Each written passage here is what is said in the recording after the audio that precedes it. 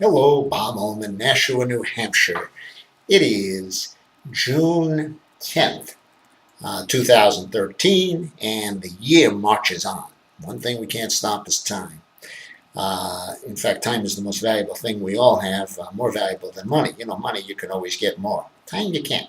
Okay, so you can never buy more time. Okay, treat time precious as a precious, precious commodity, which it really is. Okay. Today, I'm going to talk about The Strangest Secret. I just listened to that again this morning. That was Earl Nightingale.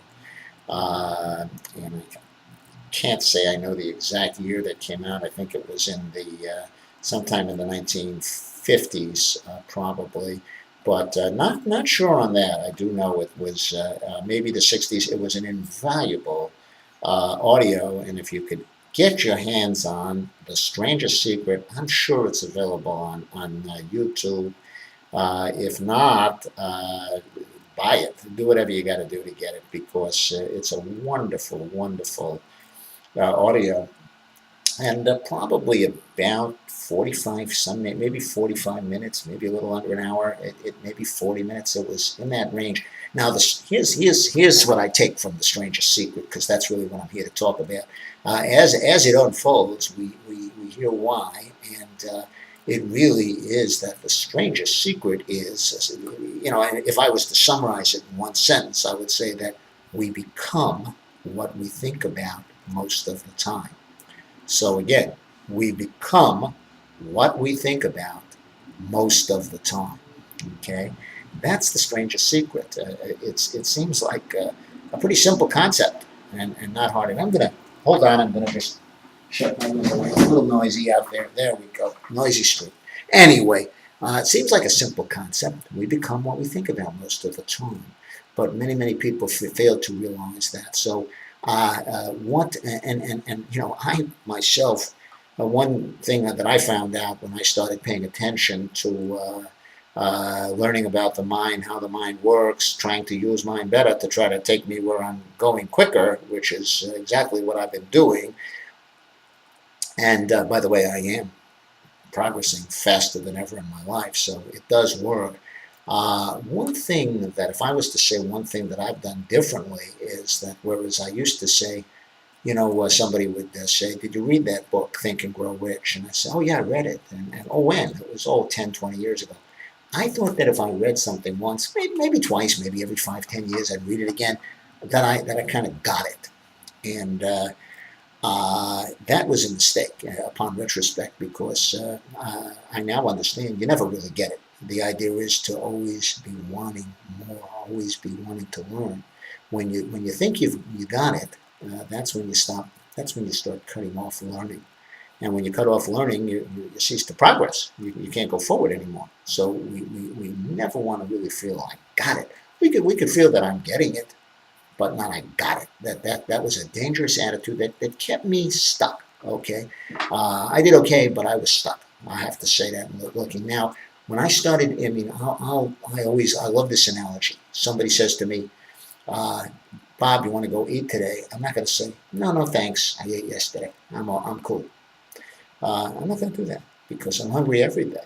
We're always, we have hunger every day for food, and it's the same with for the mind.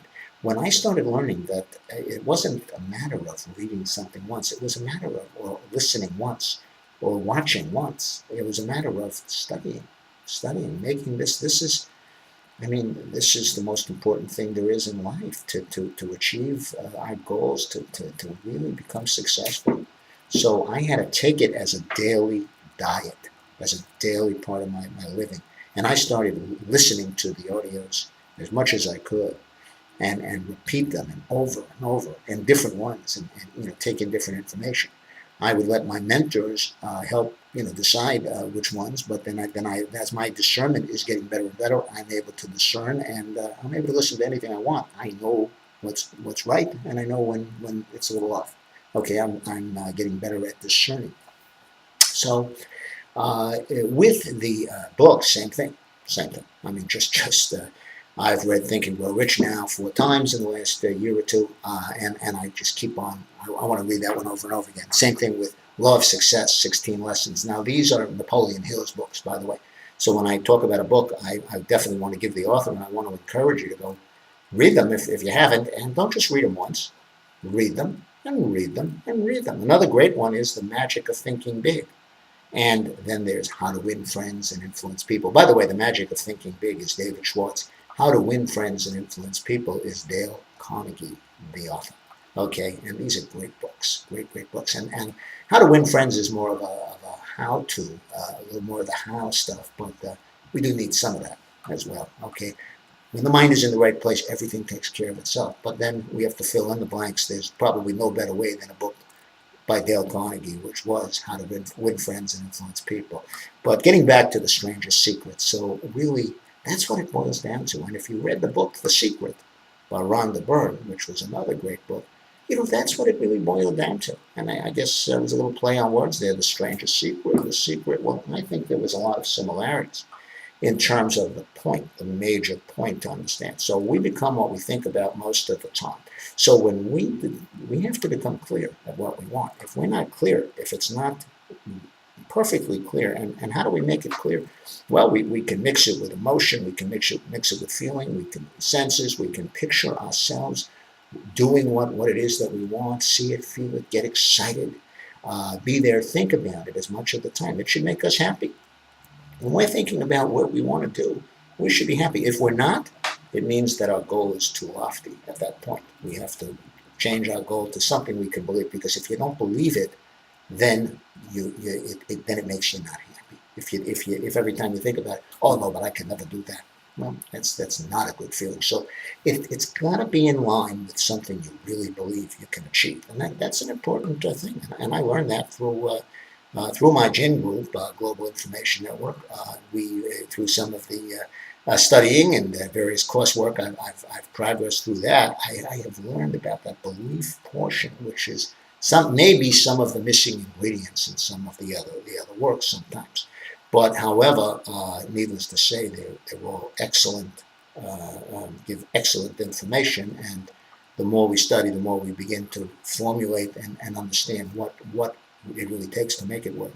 But once we understand that, we nothing could keep us from our goals. Napoleon Hill once said that he actually became scared when he realized how fast the stuff was working, in terms of when he really started applying the skills and the things he learned. And remember, Napoleon Hill studied the most famous people in the world at the time, and richest people and most successful people, like Andrew Carnegie was the main one, but he introduced him to many other people, like Thomas Edison and Henry Ford. And basically that was what and I forget the point there that I was actually making, but needless to say, yes, when he became actually scared, things started working sometimes so quickly that it actually scared him. And that's kind of interesting. I mean, that's how fast it can work. So let's get our mind in the right place. Let's do the right thing there. Let's progress. Let's go in the right direction. Let's meet on the beaches of the world. I know I'm going to meet you someday. And let's have some fun together. And meanwhile, we become what we think about most of the time. The Strangest Secret, Earl Nightingale. Take care. Have a great day.